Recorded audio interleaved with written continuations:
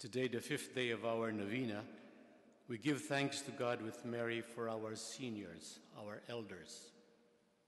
I thought the most appropriate part of her Magnificat, or hymn of thanksgiving, is that which says, God remembers his mercy according to his promise to our fathers, to our ancestors.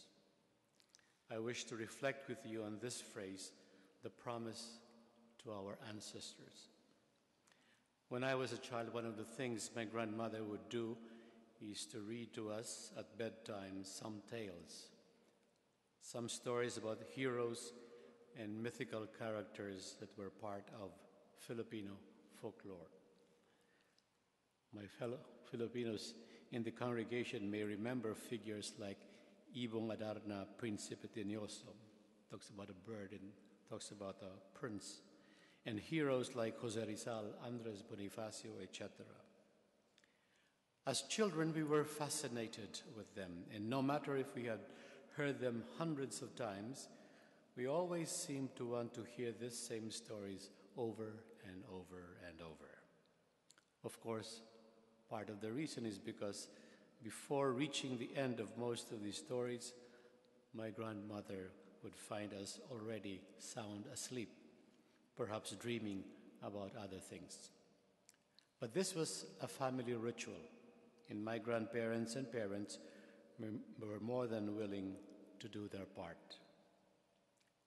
When I hear of Mary speak about the promise made by God to our ancestors, to our fathers and mothers in the faith, this bedtime ritual comes back to mind. As a young woman steeped in the tradition of God's chosen people, Mary must have heard stories about Abraham, Isaac, Jacob, Moses, David, Solomon, Esther, and Ruth, and about prophets like Zechariah, Isaiah, Daniel, etc.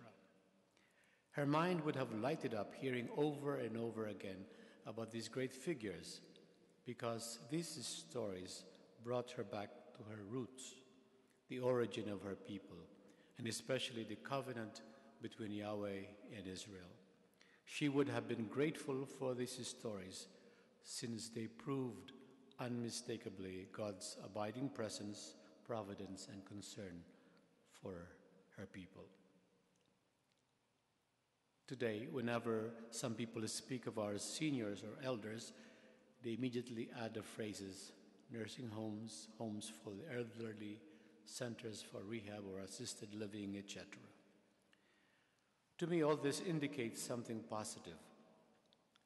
That is, how well they are looked after, how the respective families have their interests to heart, and even perhaps how the seniors themselves may be enjoying a new phase of their life, perhaps within the community of fellow seniors. Especially in countries like the US, where there is so much mobility and so much value put on independent living, the demands of contemporary life oftentimes would not allow many of our seniors to stay with their families, thus making facilities like homes for the care of the elderly so necessary and useful. Notwithstanding all this, I sometimes think that as members of the human family, we may be missing some precious little things with the absence of our seniors in our midst. When I see someone advanced in years, the first thing that I think of is a wealth of experiences that life must have blessed him or her with, in the wisdom these experiences have brought with them. I look back to the times when my own father and I would sit together during the few holidays I'm able to spend at home. Already unable to travel long distances, he and I would spend countless numbers of hours talking about this, about that, unmindful of the passage of time and absorbed only on the minutiae about family history, about relations who have moved on, immigrated, and whatnot. These sessions provided me with the opportunity to catch up on family matters, in this way allowing me to take root again in our family history. More importantly, these sessions allowed my father the grace to pass on what he knew about our past, our family heritage, and to share the wisdom he drew from it. I believe Mary also had this in mind when she recalls the promise God made to our ancestors. For sure, she must have heard about infidelities of her people to the covenant, abuses in the temple, such as we hear in the gospel of today, and persistent discrimination against the poor. These, she must have thought, were matters that shouted for reform. But most of all, she must have come to the overwhelming conclusion that despite all of her people's sins, God continually stood by them. Looking forward, she must have been convinced that the future held so much promise, precisely because God would surely not change his mind. God would not take back his part of the covenant. For Mary, her ancestors, her elders were symbols and depository of rich, if colorful, family tradition, experiences, wisdom, things that need to be handed down to the next generation. I wish to conclude this brief reflection with a short story about seniors in South Korea. Being elder by age is a revered tradition everywhere, but especially in Asia.